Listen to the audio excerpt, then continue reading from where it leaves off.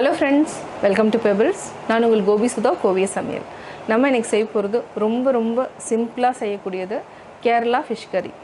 அதாவது என்ன, இதுக்கு வந்து பூண்டு, சின்ன வெங்காயம் எடுத்துக்கலாம். இல்லைனா உங்களுக்கு வீட்டில் பெரிய வெங்காயம் இருந்தாலும் பெரிய வெங்காயம் எடுத்துக்கலாம்.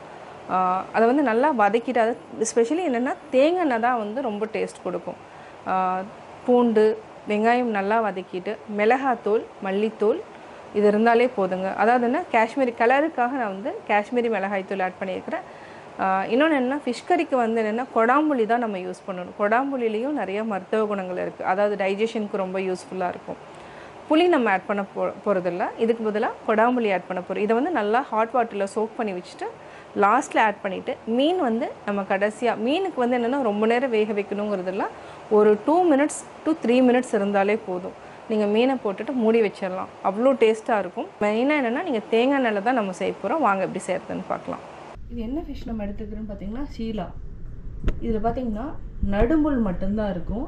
அதாவது முள் வந்து ஜாஸ்தி இருக்காது. அதனால நம்ம ஷீலா ஃபிஷ் வாங்கியிருக்கிறோம். இது மீன் குழம்புக்கு ரொம்ப டேஸ்ட்டாக இருக்கும். இது வந்து என்னென்னா ஒரு 10 பீஸ் இருக்கும், 10-12 பீஸ் இருக்கும். இதுதான் நம்ம குழம்புக்கு யூஸ் பண்ணுற மீன். நம்ம செய்கிறது இன்னைக்கு கேரளா ஃபிஷ் கறி தான் செய்ய போகிறோம். இது ரொம்ப வித்தியாசமான டேஸ்ட் இருக்கும். இப்போ நம்ம கொடாம்புளி எடுத்துக்கலாம். இது வந்து 2 பீஸை வந்து நம்ம 2ஆக கட் பண்ணியிருக்கிறோம். இது வந்து என்னென்னா ஒரு 10 மீனுக்கு தகுந்த மாதிரி நம்ம எடுத்துருக்கிறோம். அந்த மீன் சைஸ் பார்த்திங்கன்னா ரொம்ப சின்னது. இது கூட நம்ம 1 டேபிள் ஸ்பூன் சால்ட்டு மிக்ஸ் பண்ணிக்கலாம். இது நல்லா மிக்ஸ் பண்ணி விட்டுக்கோங்க. இது ஒரு 20 minutes நல்லா ஊறட்டும். இது வந்து என்ன, வார்ம் வாட்டரில் நம்ம ஊற வச்சுருக்கிறோம். நல்லா புளி பார்த்திங்கன்னா நல்லா சாஃப்ட் ஆயிடும், இந்த மாதிரி ஆயிடும். இது அப்படியே நம்ம சேர்த்துக்கலாம். 20 minutes நல்லா ஊறட்டும்.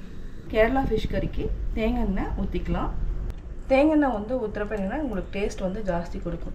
இது வந்து நம்ம ஒரு 3 டேபிள் ஸ்பூன் அளவுக்கு தேங்காய் எண்ணெய் யூஸ் பண்ணியிருக்கிறோம். இதுக்கு வந்து என்னென்னா கடுகு வந்து ஒரு 1/4 டீஸ்பூன் எடுத்துக்கலாம். நல்லா பொரியட்டும். இது கூட ஒரு 1/4 டீஸ்பூன் அளவுக்கு அதாவது வெந்தயம் எடுத்துக்கலாம். இது வந்து என்ன, நல்லா ஒரு ஃப்ளேவர் கொடுக்கும். புளிக்குழம்புனாவே வெந்தயம் சேர்த்துட்டிங்கன்னா நல்லாயிருக்கும். கடுகு பொரிஞ்சு வந்தோடனேயுமே நம்ம ஆட் பண்ணிக்கலாம். இது கூட 2 வரமிளகாய் நல்லா பொரிய ஆரம்பிச்சிருச்சு. நல்லா கடுகு வெந்தயத்தினோட வாசம் வர ஆரம்பிக்கும். இது வந்து ஒரு 20 பல் பூண்டை வந்து நம்ம பொடியாக நறுக்கியிருக்கிறோம். இதையும் நம்ம சேர்த்துக்கலாம். இது கூட இஞ்சி வந்து ஒரு துண்டை பொடியாக நறுக்கியிருக்கிறோம். இது வந்து கொஞ்சம் பெருசாக கட் பண்ணிக்கோங்க. இப்போ நல்லா மிக்ஸ் பண்ணிடலாம். இப்போ தேங்காய் எண்ணெய், பூண்டு, இஞ்சி இதனுடைய வாசம் பார்த்திங்கன்னா நல்லா தூக்கலாக இருக்கும். அதனால தான் வந்து என்னென்னா கேரளா ஃபிஷ் கறி அப்படின்னு சொன்னாலே அந்த தேங்காய் எண்ணெயோட ஸ்மெல் தான் அதிகமாக இருக்கணும். இதுக்கு வந்து என்னென்னா, நீங்கள் சின்ன வெங்காயம் வந்து கொஞ்சம் நல்லா ஜாஸ்தி போட்டுக்கலாம். அது கூடயே ஒரு பெரிய வெங்காயத்தில் நான் வந்து பாதி வெங்காயம் நறுக்கி ஆட் பண்ணுறேன். இப்போ நம்ம வெங்காயத்தை சேர்த்துக்கலாம். இது வந்து சின்ன வெங்காயம் வந்து ஒரு 30 பீஸை நான் 2ஆக நறுக்கி ஆட் பண்ணியிருக்கேன். இதுக்கு ஒரு பெரிய வெங்காயம் பாதி ஆட் பண்ணியிருக்கேன். இது நல்லா பொன்னிறமாக வறுத்துக்கலாம். இது வந்து என்னென்னா ஒரு 3 minutes வந்து சிம்மில் வச்சுட்டு நல்லா வதக்கணும். இப்போ நம்ம அடுத்தது என்னென்னா மசாலா சேர்த்துக்கலாம். இதுக்கு வந்து என்னென்னா பெருசாக கரம் மசாலா எதுவுமே தேவையில்லை. அதுக்கு பதிலாக நம்ம என்ன போடுறோம்னா வெறும் மிளகாத்தூள் பார்த்திங்கன்னா, இது வந்து வரமிளகாய் தூள், இது 2 டேபிள் ஸ்பூன் ஆட் பண்ணிக்கலாம். இப்போ சிம்மில் வச்சுக்கோங்க, ஹை ஃப்ளேமில் வேண்டாம். காஷ்மீரி மிளகாய் தூள் 1 டேபிள் ஸ்பூன் கலருக்காக நம்ம ஆட் பண்ணுறோம். அடுத்தது மல்லித்தூள். மல்லித்தூள் வந்து ஆப்ஷனல் தான். நான் வந்து மல்லித்தூள் வந்து கிரேவி வந்து கொஞ்சம் திக்காக வரணுங்கிறதுக்காக ஆட் பண்ணுறேன்.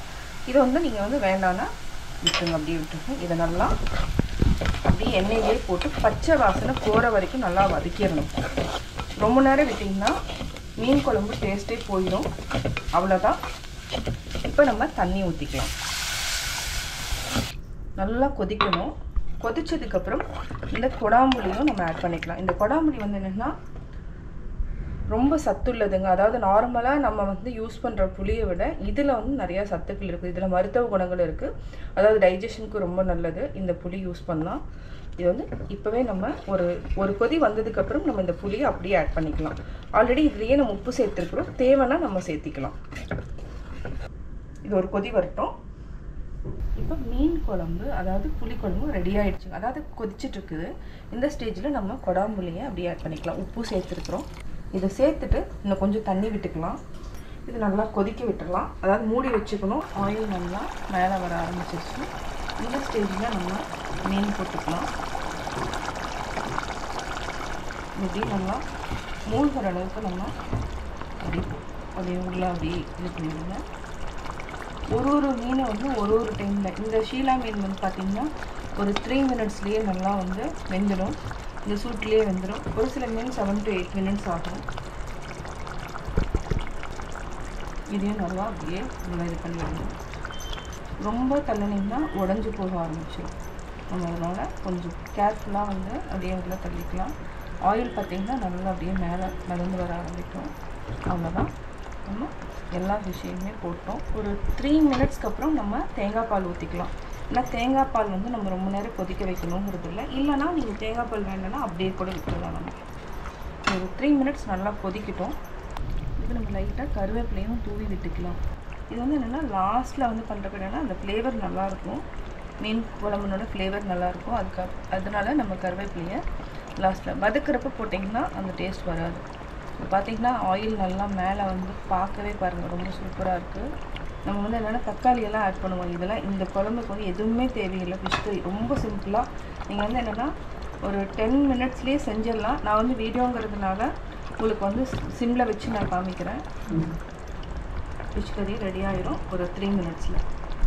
இப்போ நம்ம ஆஃப் பண்ணிடலாம். இந்த மஞ்சட்டிலே சூடு இருக்கும். அந்த சூடுனால இப்போ கொதிச்சிட்ருக்கு.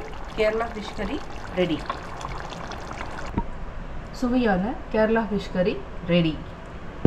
கேரளா ஃபிஷ் கறி எப்படி செஞ்சேங்கிறத பார்த்தீங்க. இது வந்து ரொம்ப எளிமையாக செய்கிறது. அதாவது இதோட குக்கிங் டைம் அப்படின்னு பார்த்தீங்கன்னா ஒரு 10 to 15 மினிட்ஸில் நம்ம வந்து முடிச்சிடலாம். அவ்வளோ ஈஸியாக பண்ணலாம்.